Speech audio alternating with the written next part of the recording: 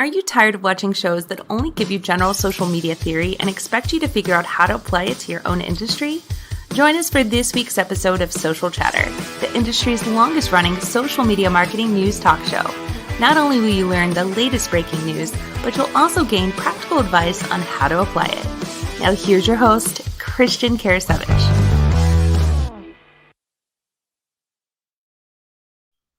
Welcome everyone to Social Chatter, your weekly social media marketing news talk show. I'm Christian Karasevich, CEO and founder of socialchefs.com, digital marketing agency, and want to invite you to episode 293 of our show. And it's funny, I was just talking yesterday with a friend of mine, Scott Ayers, on the Agora Pulse blog, and we were talking about, our march to 300, our process, all that sort of stuff. And so I just want to thank you for just taking the time to join us for this week's social media news.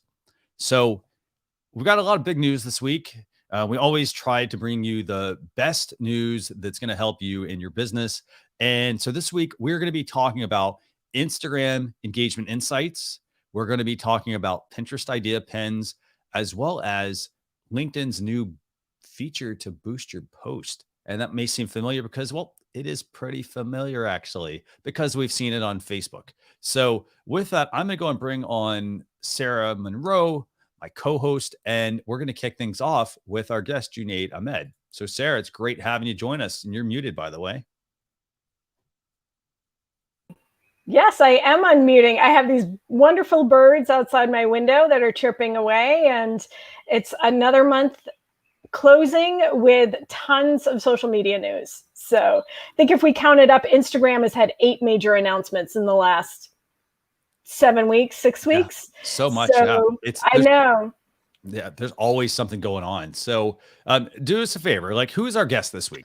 Our guest this week is Junaid Ahmed, who many people may know as the host of Hacks and Hobbies. And I have to say, I've just met him and I love watching his beekeeping videos. So he has a terrific podcast. He's also founder of Humble Zone. He's a UX expert. So if you don't know what UX is, that's user experience. And I think he threads that into everything that he does. And he's going to join us today, the podcaster and beekeeper, Junaid Ahmed. Fantastic. So let me go ahead and bring Junaid in, and we're going to kick things off. Junaid, fantastic having you join us. I love the background as usual, by the way, and more on that I know later on. Thank you so much, Christian. Yeah. I'm super excited to be here. So did we do a good job, telling people about you, or is there anything else you want to add? No, absolutely. That puts me right in the park of UX, cross for the beekeeper, cross for the podcaster. You can't find anybody. Maybe there are some other people that have similar interests tied in together, but yes, that's awesome. Fantastic. Yeah. And it's about doing things you love as well. I mean, so I like watching your videos. I mean, here's the thing. It's about the experience when you bring somebody in. It doesn't matter what you cover, what you talk about, because you're always going to have fans who are interested in that. For example, you like beekeeping, for example. I've got friends that, I've got a couple of friends that have gotten into beekeeping, and I think it's a very interesting topic. And something that I actually like watching because I get to see the experience from, your side as opposed to, what I think I know. I mean, I actually know somebody who does that. That's kind of cool. So I can actually learn from you firsthand. So very cool. Thanks a lot for joining us. Absolutely, man. Fun to talk about this. So what I want to do is I'm going to turn it over to Sarah. And I know we got a lot of content and we value your time. So Sarah, I want to let you kick things off. Sure. We're going to kick off with the news that everybody has been waiting for, which is that Instagram is going to start releasing insights on Reels and live video. So this is something I think every forum that I'm a part of, every newsletter that I get, everybody is asking, does Reels make a difference? And we know that Reels makes a difference because it's the new shiny thing for the platform. Right. And whenever there's a new shiny thing, they throw a lot of algorithm juice at it. And so we have been seeing a lot more Reels and a lot more creators creating Reels. And now we're actually going to be able to see what the impact is with these insights. So they're doing insights for for Reels and for live video, something that people have been wondering about as well. It's supposed to fall into your dashboard. I haven't seen it. I don't know anybody who has it yet, but my guess is that it's going to fall into that little blue line on the top of your Instagram profile that says check your insights. Very cool. Yeah. So, and I'm actually checking right now. So I do have insights. Let me see something. So let me see if I have the same ones. Actually, I have account reached. I'm just reading through some of my insights that are here. We lost Junaid, actually. Interesting. Oh, here he comes back. Great.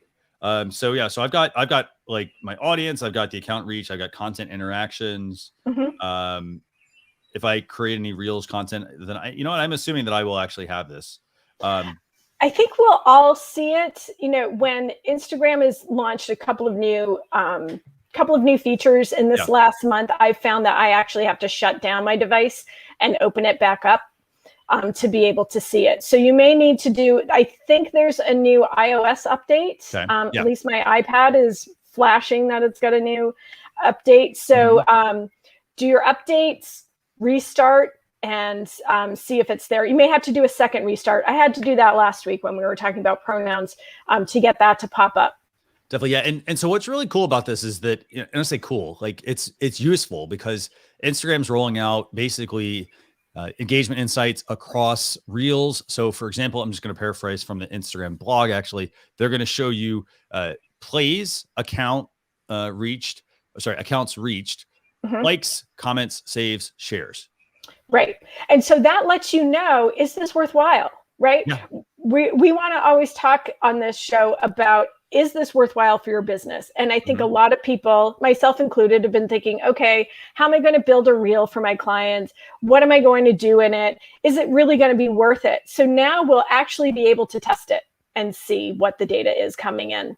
Definitely. Yeah. And then on the flip side of that, you've got the live side. And so this is going to be showing similar metrics. It's going to show accounts reached, peak concurrent viewers, comments, and shares. And so these are actually, they're all very, very, very useful because these are important metrics to help you understand. For example, if I'm creating Reels content, is that actually useful? Am I actually moving the needle? Or is it just something that like, okay, you know what? Great. I checked the box, but it's really not doing anything.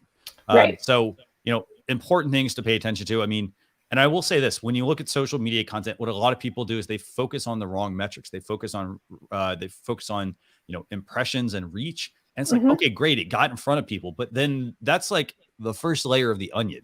Right. What did they do with it is the next layer, right? Exactly. Did they comment? Did they interact? Did they share? So I think this is really important. This is a very valuable piece of information that Instagram is going to put out to account users. Remember that this is for business and creator accounts. So if your business account is still a quote unquote personal profile, it's time to upgrade. You can also change over your personal Instagram account. For instance, my personal Instagram account at Sarah Monroe VT is kind of my sandbox. And so I've made it a business account so I get all this data as well.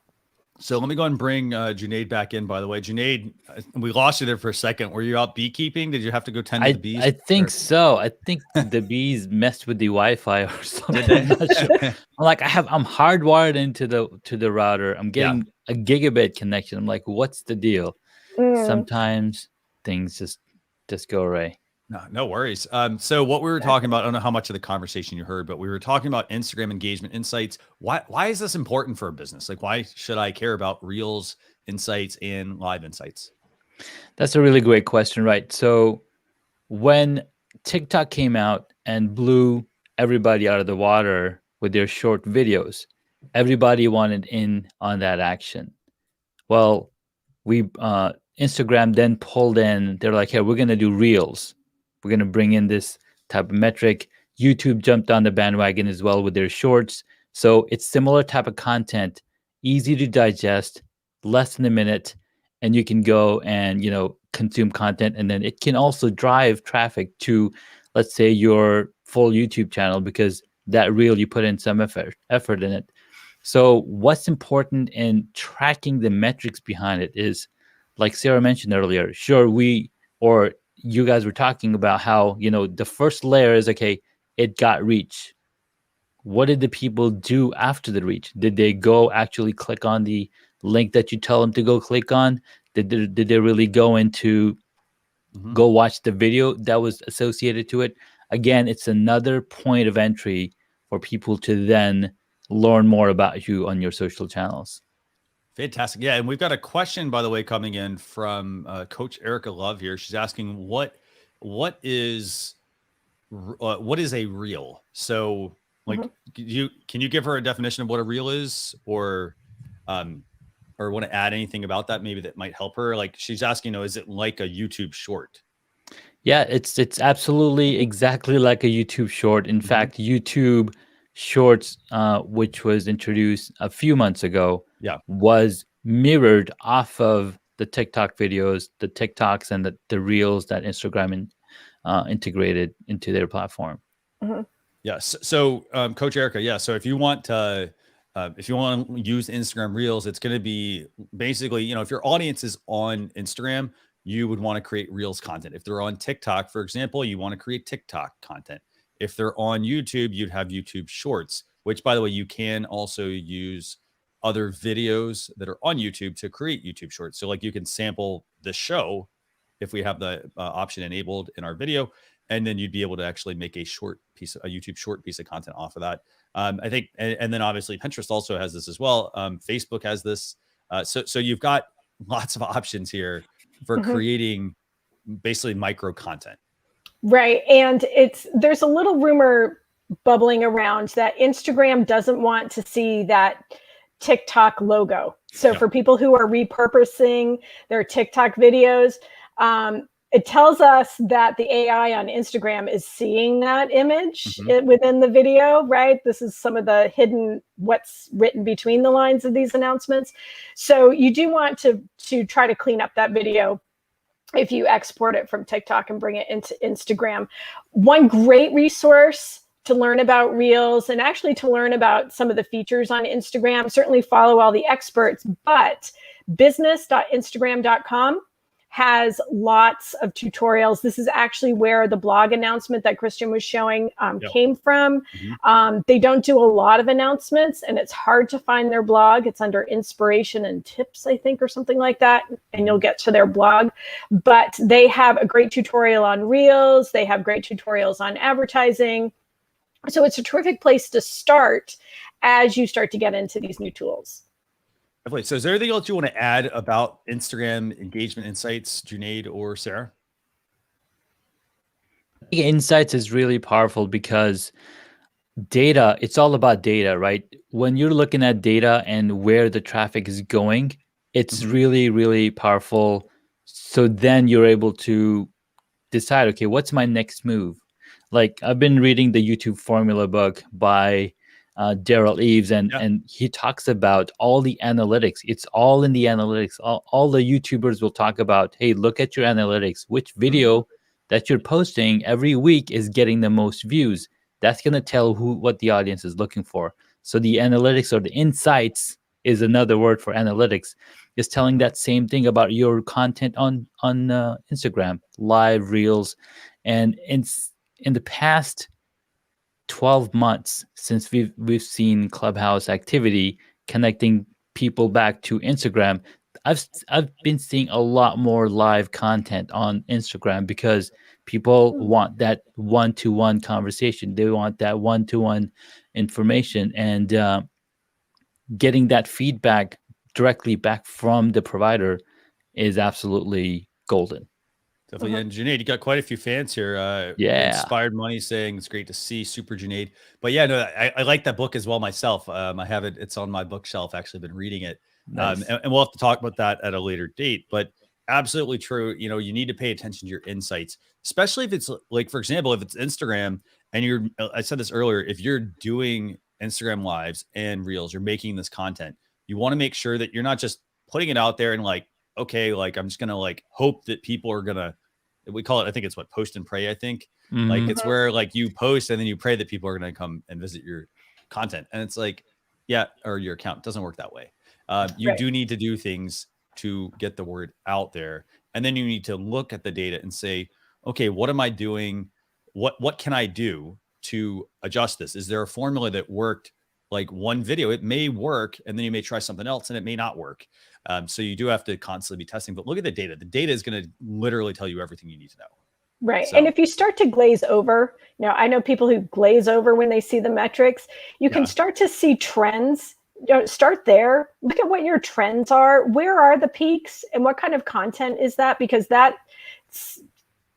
surely is resonating with people in your audience. Was it a hashtag? Was it the actual content? We're going to talk about content planning a little bit later with one of our tools. But that's one of the things that I look at too, is what are the audiences liking? What is it that's resonating with them right now? And that's how I develop some content themes with some of my clients too, is that this is something they clearly like. Let's do a little bit more of this, because then that will get engagement, that will build on to the next post and follow with the next post. So it all comes together with those peaks, keeping people engaged in the valleys. And you're basically just building a train. If you think about it, like if you got one car, like i.e. one piece of content that's out there and it's going along, and then you build another one, another, and another, you end up building this nice, like the goal is not to break them, obviously, to keep it consistent and let everything move together. And the thing is, what I see a lot of people do is they sporadically create content. They create one piece of content and then they don't post for a while, and then they go create something else. I think the big problem there is that a lot of people are, instead of like building that content plan, what they're doing is they're putting one piece of content on one channel and then splitting it up onto another and another and another. And they basically are building 4 separate train tracks, and none of them are connected. So, so definitely, something to pay attention to with the Instagram insights, engagement insights for Reels and video. Sarah's telling me it's time to move on to the next topic. So what's that next topic, Sarah? The next topic is LinkedIn is making it easier for you to boost a post or boost an event.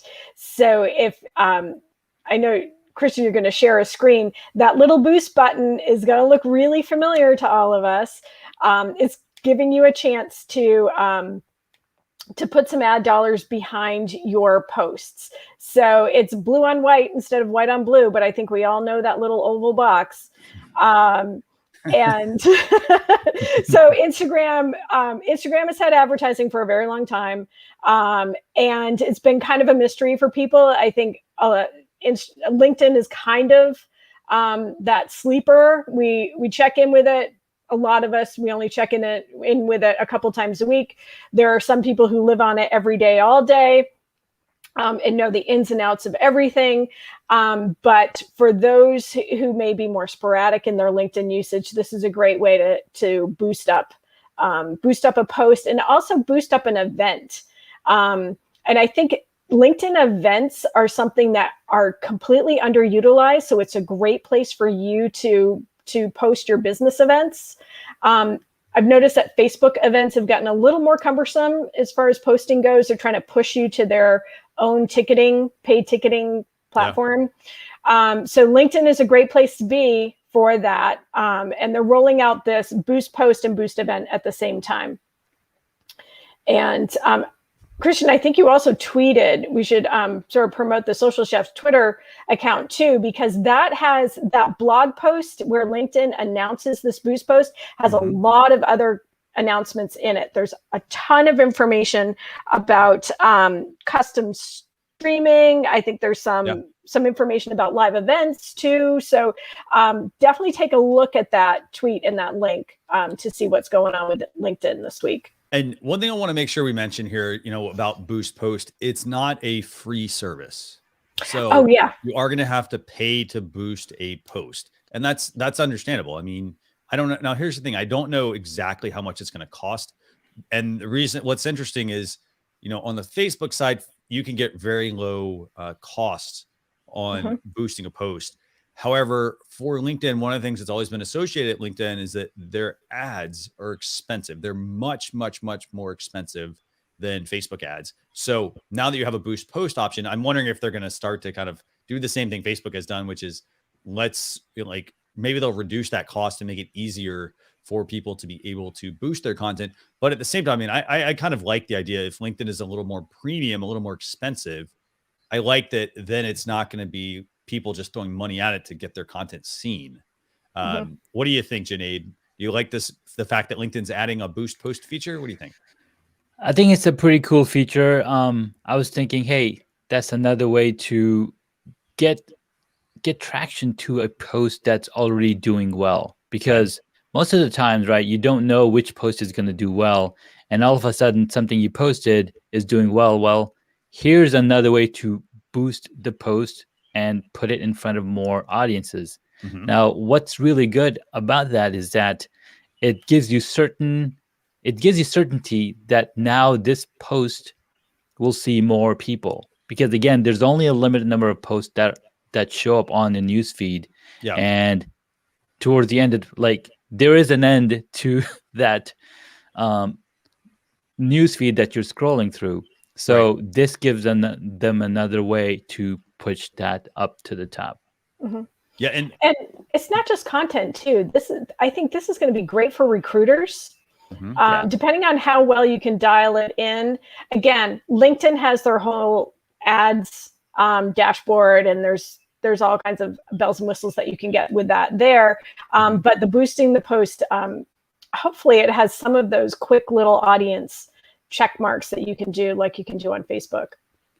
Yeah, and I got to say this. One thing that I think is super, super, super important to highlight here, and it's sort of tied into the whole Instagram engagement insights side as well, but it's the fact that I'm paraphrasing here from LinkedIn's article. It says you can easily boost any high-performing organic post from your LinkedIn page. So, for example, hopefully you have a LinkedIn company page on LinkedIn here, and you want to make sure that you're not posting everything, that you're not boosting everything. Yeah, right. You want to focus on quality over quantity. Yeah. And so a lot of people, I think they make that mistake of, let me just boost everything, because they don't know what's actually the right thing. The thing is, if you look at the data, look at your insights, your LinkedIn insights, for example, see what kind of content is resonating. And if it is a real, and if you're not sure what the right kind of content is that you want to share, make sure you reach out to some of your people in your network. Like, ask the strongest performers, ask them what kind of content they think you should boost, and then maybe test some of that. Have a small slush fund of sorts, where you can put a little bit of money behind some of your content to see what's going to work and what's not going to work. Anything else you want to add here, Junaid? No, man, you covered it really well over there, because it's funny that you mentioned, you don't want to boost every single post. It's almost like putting out 4 different ads and then just to see, okay, which ad is going to perform well, because that's kind of what you do when you're running LinkedIn ads or running Facebook ads. You're running 4 simultaneous ads to see which one is going to get more engagement, and then you pull the funding back from other ones and then put the money into that's performing well. Well, what's cool with LinkedIn here is they're already telling you, hey, this organic post is doing really well, so we recommend that you boost it. Now, if you've seen it on Facebook pages, some of your content will not have the boost ability because it's already not doing well. So they're like, don't waste your money. So they're already trying to save you money. So that's a really good thing that they've added into there. Definitely. Yeah. And, and again, it's also starting to pay attention to some of the trends, the things you're seeing. So, for example, going back to the same thing with Instagram, if you see content that is working in your insights and you're seeing, the right numbers perform, then, the same exact thing, you want to make sure you do the same thing on LinkedIn as well. You follow the same process, look and see what the data is telling you, and then actually trust your gut and go with it. So I do want to bring up a really good question here while we wait for Junaid to come back, from Inspired Money here. It says, do you recommend repurposing short form videos to multiple platforms? Instagram Reels, TikTok, YouTube Shorts, and LinkedIn, or is it better to focus on one platform? So, Junaid, I know I'm bringing up this question from Inspired Money, but what do you think? Do we recommend repurposing short form videos? What do you think? Well, one thing that Sarah mentioned earlier is don't repurpose content that you've already posted on TikTok. So if you're going to download from TikTok and repurpose, that's not going to work. Right. So what I recommend is, like you were doing, Chris, mentioning Kristen, you've already got a piece of content that you've created. Take that piece of content, take 30 seconds, 60 seconds pieces out of there, put together a nice short, and now you can put that on every platform. Yeah. Because it's natively posted. So yes, that will then show you, okay, which platform is doing better. And then should I put more time on TikTok, or should I put more time on LinkedIn or YouTube? Again, depending, what also matters is, okay, what type of following do you have on each of the platforms? If I have 5,000 people following me on TikTok, whereas on IG only got 3,000 people, well, obviously the TikTok's gonna show me a lot more result, because the reach for that account is much higher. Yeah. And other key thing I think that's important here is making sure it's the right like you're putting out the right content on the right platform. So for example, if it's TikTok and I'm putting out like fun videos and there's no real like tie into monetization and things like that, then don't you have 5,000 followers there, for example, but if it's not driving sales, it's not driving business, for example, and it's just fun stuff, then maybe that's not the right place to be putting it. But in terms of repurposing, 100% recommend that you should take a video and you should create variations of it. But the variations can be created, for example, within the Instagram app, within the TikTok app, not taking the exact thing I did on TikTok and put it on YouTube Shorts and Instagram in the exact same format. Do a little bit of work and just repurpose them. For example, if you're somebody who wants to create unique content, what a lot of people do is they will go into a video editor, an NLE editor, such as like a Final Cut Pro. They will actually create a vertical video from scratch. It'll be formatted for Instagram or TikTok and whatnot. And then they'll incorporate some of those elements that they want to in those videos so that they are somewhat unique to the platform. So it's not it's not taking the same thing and saying, okay, copy. That's the wrong approach. I think it's also important. What's the point of it? What's the point of you create? It gets to everything that we post too. What's the point? How is it going to serve your business? And that point can be just fun, right? You can just be fun on TikTok. You can just be fun on Instagram. Show some behind the scenes work. Show the personality of your business or the business owner or some key public facing person. So really think about what the point is. Are you going to incorporate a call to action? What are some of the graphic elements, like Christian, what you were saying when you do the editing? And you don't have to go into something like Adobe Premiere Pro, which has a lot to it. You can use some of the other pieces like iMovie and Wave, and I use something called Wondershare, so that you can do this at a low entry and low technical skills and have some fun with it, show a bit of personality, and start to be more active with these new bells and whistles to see if it actually connects with your audience before you spend a ton of time and money going into it. So, and I think it's really important to be aware of the community, the ecosystem of each platform. Everybody asks, do I use Facebook? Do I use hashtags on Facebook? Right. So it's sort of that kind of question. Do I do this fun little video short that I might use on TikTok? Do I put that on YouTube? Probably. Do I put it onto LinkedIn? Probably not, right? So really sorting out what your message is going to be and what the point of it is before you invest all the time to create it.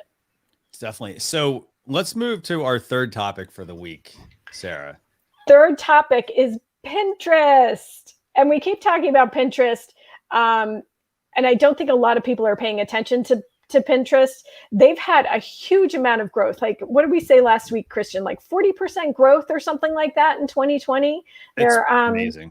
It's really amazing. And so what they are offering now is this idea pin. This is something that they rolled out in beta in September for select creators. And what it's going to let business pages and creators, so business pages and creators, to publish content directly onto Pinterest. And so some of the features of this are going to be video editing and recording, up to 20 pages of that, which is pretty cool. They're going to let you use music from Epidemic Sound. And we're going to talk about that when we get back on screen, about the export of this. Everything can be exportable and reused, which is terrific. There's a question about the music there, and the music licensing.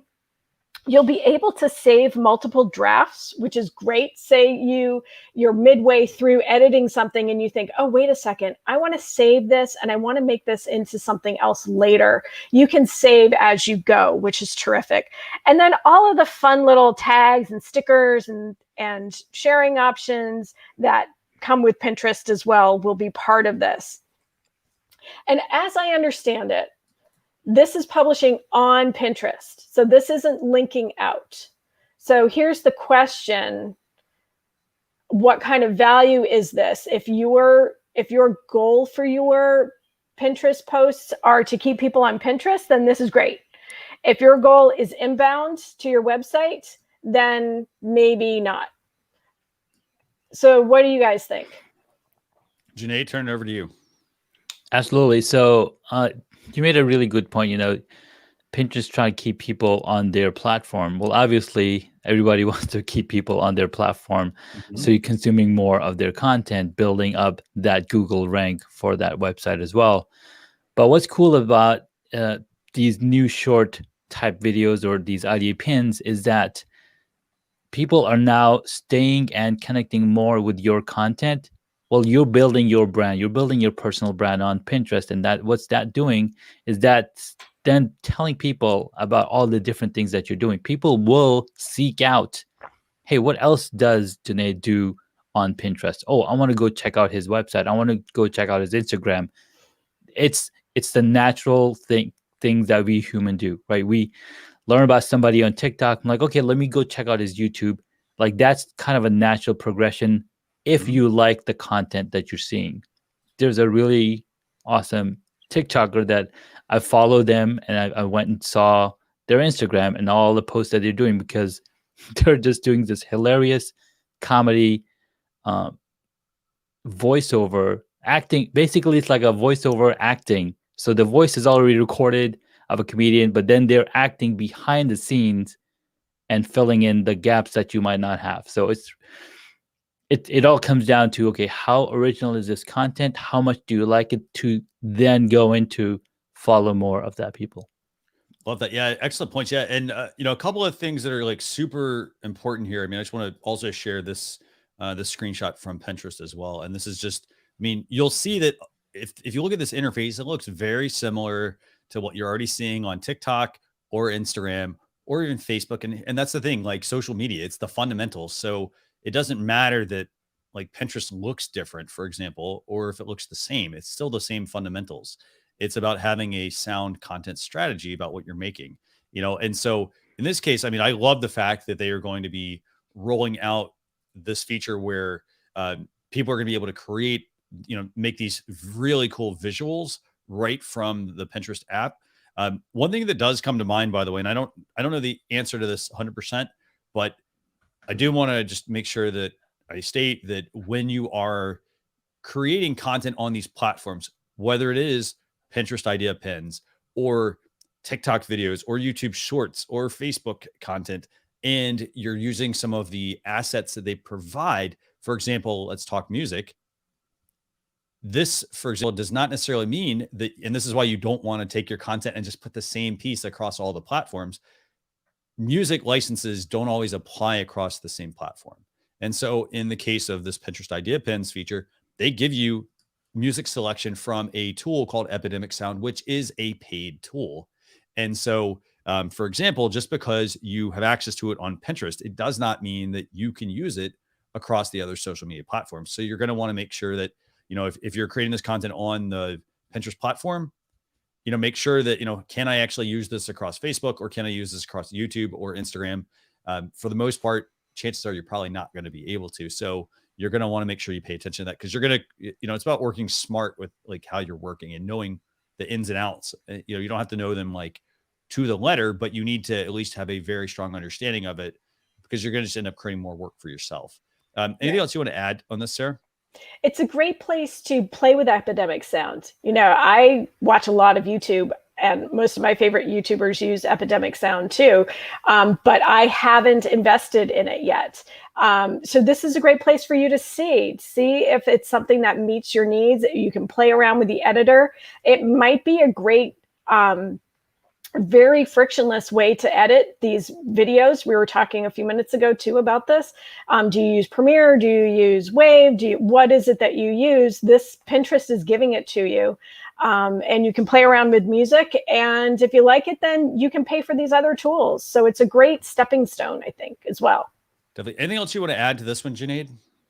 Yeah, so I went in the back and I said, okay, let me find out to qualify. Hey, can I use music from Epidemic Sound that's provided in the Pinterest app on other platforms? Since Epidemic Sound is providing the music, they said, according to their website, in addition to the Epidemic Sound, is both legally and financially cleared for all platforms worldwide.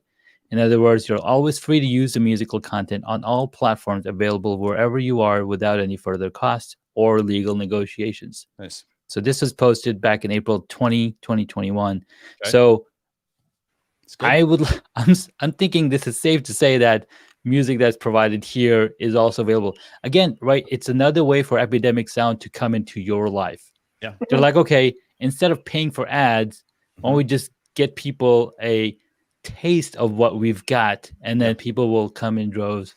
Like, hey, let me give me some more of that. Love that. Yeah. And Epidemic Sound, by the way, it's a great platform for music. So for example, if you're ever going to make a podcast or you're going to do videos, it's not just downloading tracks. There's a really cool feature they have where you can download stems of music. So let's just say, for example, you have a music track and let's say there's a drum, a guitar, and a piano. You can download the full track with all three instruments. You could say, you know what, I just want the drum track, and you can just download the drum track or the piano track or the piano and the drum track, for example. So you do get some variation there as well to help create, the mood for your video that you're going to be making. Another thing also, and I like this, is that they have this Pinterest Idea Pins has what's essentially called ghost mode transition tools. And this is actually really cool. It's basically for those of you who want to do that before and after shot. So, you ever wonder how people do that? A lot of times it took expensive cameras and, having certain angles and making sure things got lined up or doing the editing in post-production. However, now you can do all of that right from the app, literally. So basically, and these are kind of, if you think about it, they're actually old tools because they've been around since the days of Vine. Yes. But basically, you film something in one spot, and then the ghost mode basically just means it's transparent and you can sort of see where it was placed, and you place the same exact object, and then you film your next shot. And you make sure you get the frame right so that it is smooth. So they're tools that are going to really help you create some really great content. So I like this. I really do. I'm a big fan of Pinterest. And that's because, I've always considered Pinterest, Pinterest and LinkedIn, the dark horses of social media. They're great products, and they're not always just trying to copy everyone. They're being very strategic with what they're launching, when they're launching, how they're launching it. So if you haven't ever checked those out, or you've kind of just given up on them, I'd recommend coming back to them. So, right. Okay. That's the point. So let's do this. Great. Let's talk with Junaid, actually. And then we got some questions for him, right, Sarah? Let's talk to Junaid. Well, we've been talking a lot about content creation and a lot about video. This conversation has flown through every stage of social media, right? But Junaid, you are really well known for podcasting. You also produce your podcast as videos as well. So we thought this is a great time to kind of geek out a little bit on home studios and what makes a good home studio and how you can use it. So let's start with that question. That's an excellent question. A home studio is not only a place where you create content, but it's also your nice suit, because since we've been home for the past 14 plus months, right, creating content or being in front of our screens, we're also showing up with our pajamas or, our t-shirts. But back in the days when we used to meet in person, you would dress up nicely and you show up, and, people, and then, it also, not only does it make you feel good and feel professional and feel confident, it also tells the other people that you're meeting that, okay, you are feeling really well, you care about yourself, that you dressed up for this occasion, stuff like that. So setting up a home studio space that makes you look clean and sharp tells the same thing to your audience. It tells the same thing to the people that you're meeting, that you care about this conversation. You care about what you look like. So spending some time, spending some effort, and putting that setup together, I think gives that similar kind of connotation. Fantastic. Yeah, that's like an excellent point there. I mean, yeah. So like, I love the fact that, you talk about how people want to, it's about dressing for success. It's the same thing with your studio. I mean, Yeah. I put you full screen here because I want people to see like your studio. I mean, it's pretty cool. Like, I mean, look at this. And he's got these smooth transitions of things. But one thing you'll see here, by the way, with what Junaid's got going on here, and it's regardless of the tech, because he's got some really awesome tech here, by the way. He has also, like, if you notice on behind him, he's got shelves of things, and he's flooding that with some color to give it a unique look. However, if you look to the side as well, he's built a studio. In this case, he's got I think that's flooring right on the wall. Is that correct? Yep, that's flooring on the wall. Yeah, vinyl flooring. So it gives you that unique look. You can have that specific look if you want to do straight on shot in front of a blank canvas, sort of. It just gives you that abilities. So I can basically turn this way, point the camera straight up, yeah. And now I've got another angle to shoot at, because you want to break up the content as well, right?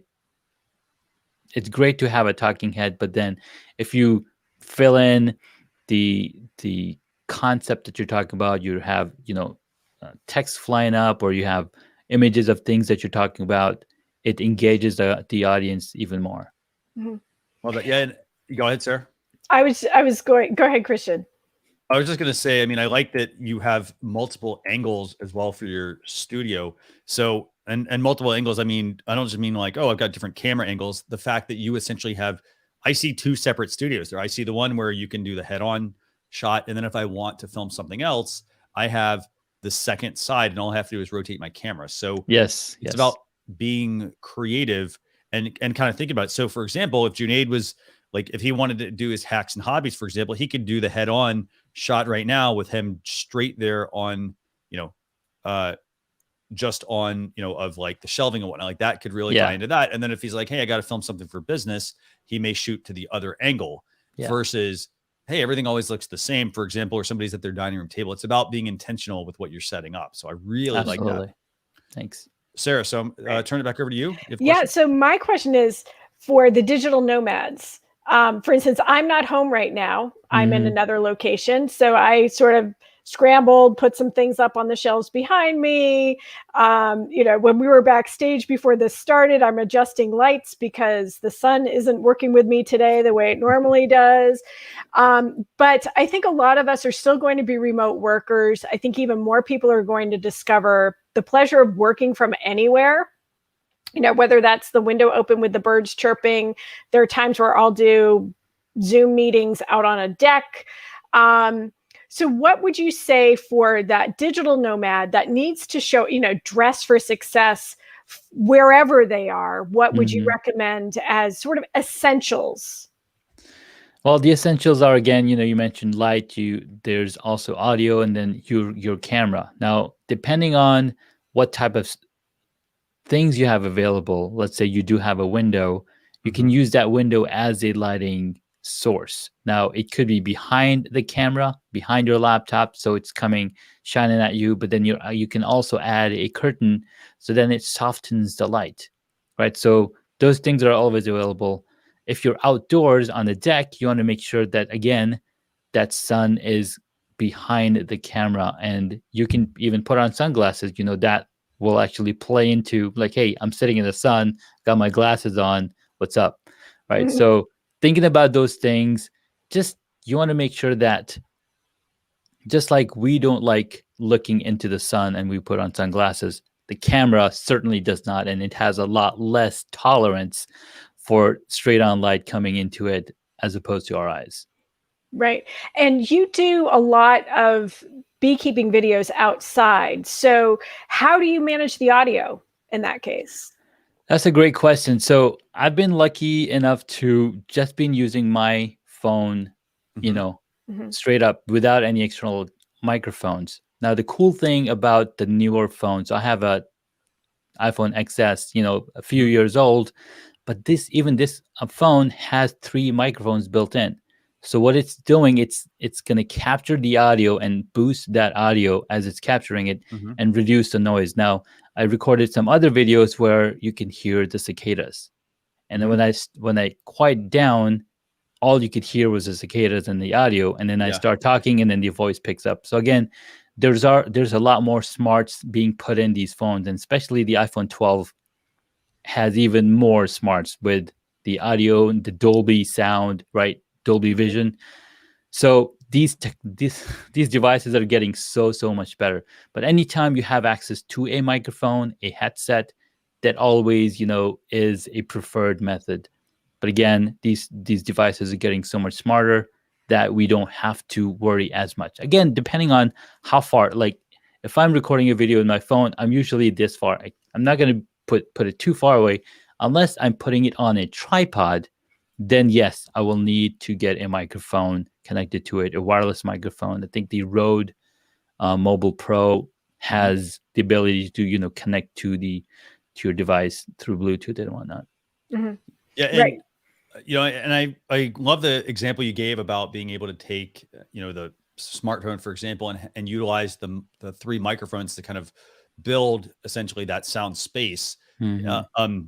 The other thing I'd also encourage people, I mean, I still would encourage people, like if you, for example, I know you've got a Shure MV7, I think, microphone you're using now. Yep. So you're essentially using a similar mic that I have. And one thing people need to realize is that if you don't have any of this kind of stuff, the smart approach should be to start with your plug-in headphones.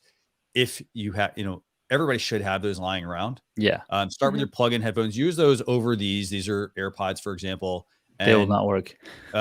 Yeah, they won't work. And the other thing also I'd always recommend is these sound fantastic to you, but I'll tell you right now, if you go and record a demo of you wearing these and then go listen to it, you will hear a difference. These will sound great to you, but when someone else on the other end listens, they don't sound so good. So you have to keep that in mind. And I realize Bluetooth, it's convenient, I can be mobile, but if you see, for example, I've got in-ear headphones, Sarah's got a headset, and Junaid, can you do me a favor? Can you turn to your side? So he's got in-ear monitors as well, right?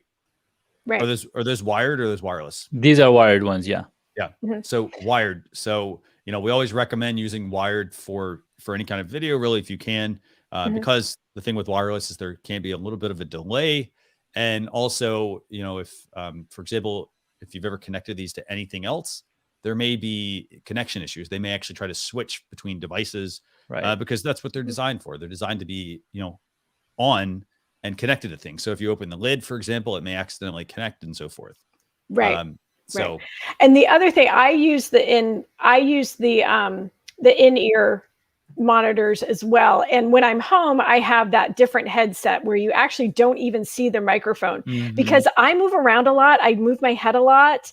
I also do trainings where I'm on my feet. I like to stand as if I were in a room when I do a training.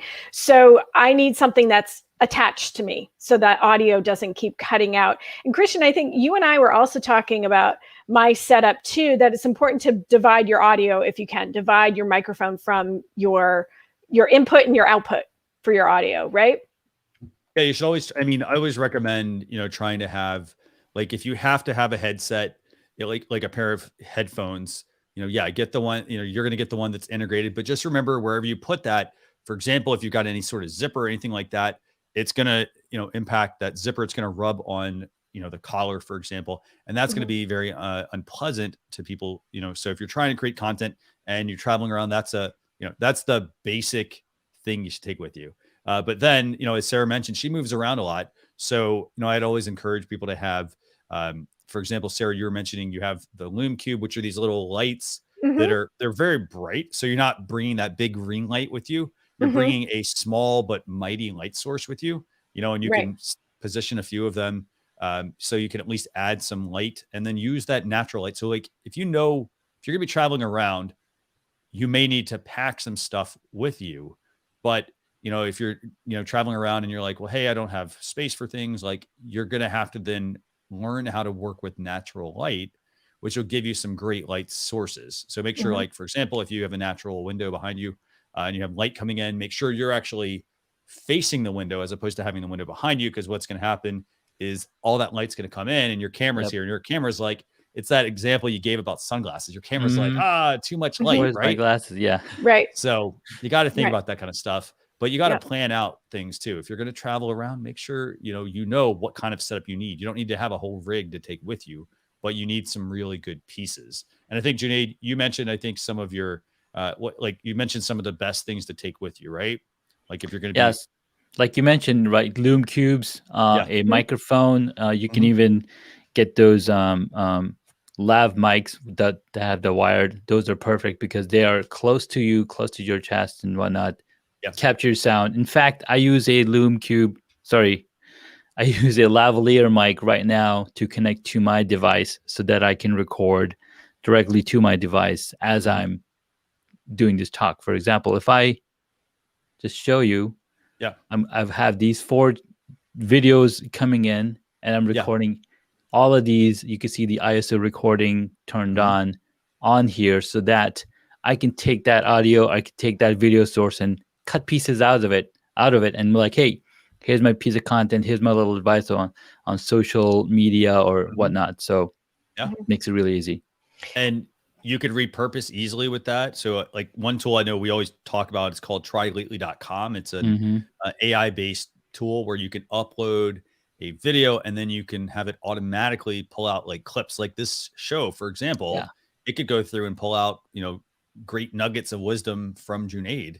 And now we have social content. So we're not actually spending the time going through the content, having to watch it again. It's finding it for us. And then all we have to do is review it and make sure that it's in the right format. Right. Absolutely. Right. And so from what I'm hearing, just to recap a little bit, what I'm hearing is you need to be heard well and you need to be seen well.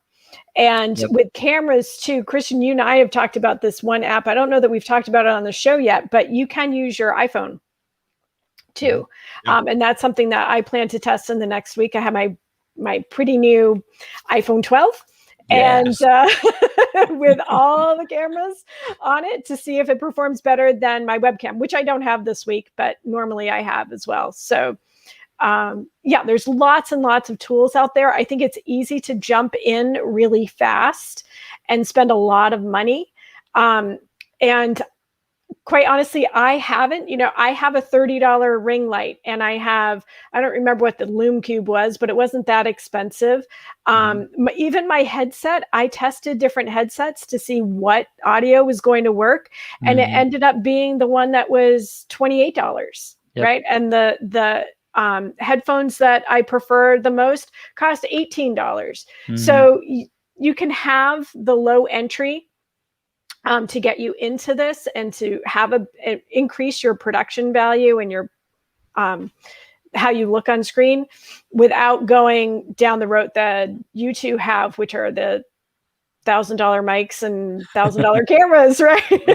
And the mixing boards and all of that. I mean, you do have to do things like I did have to buy a hub for my laptop because I don't use a desktop. So, but other than that, it really is something that you can do for less than $100.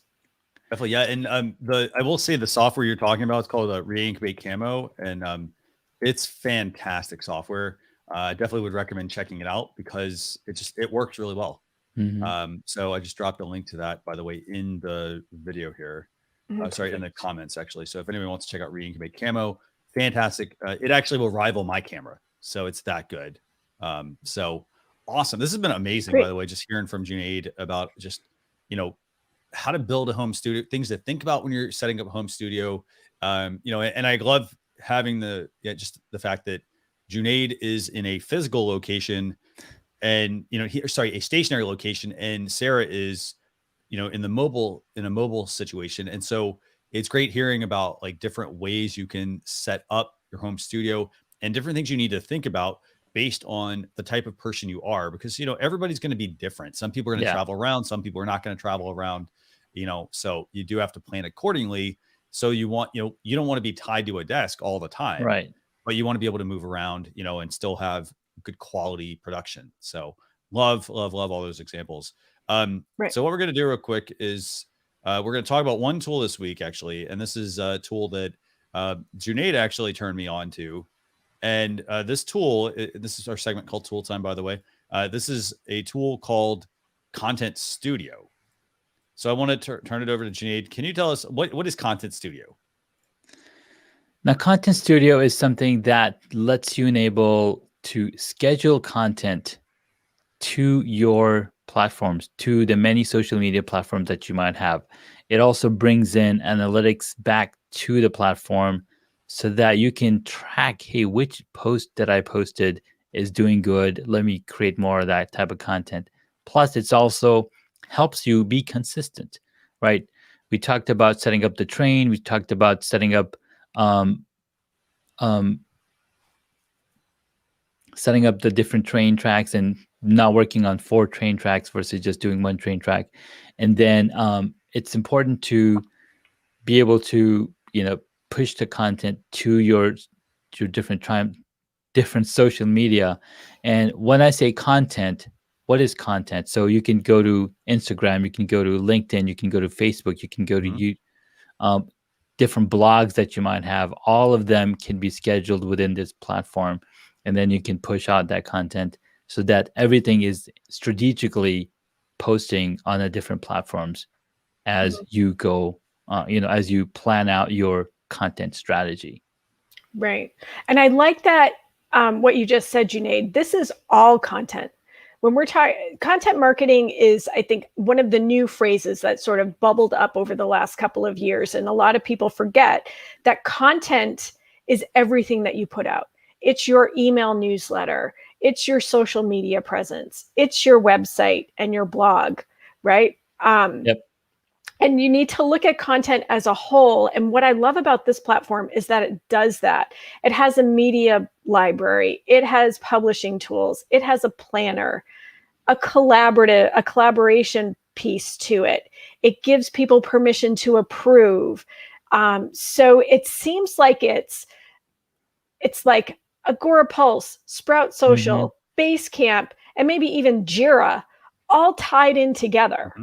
Yep. And what's the cool part about the collaboration piece is that you can have your own your entire team inside here, and you said, hey, push this content out, do some research on this stuff, pull it out together. Okay, this post is approved.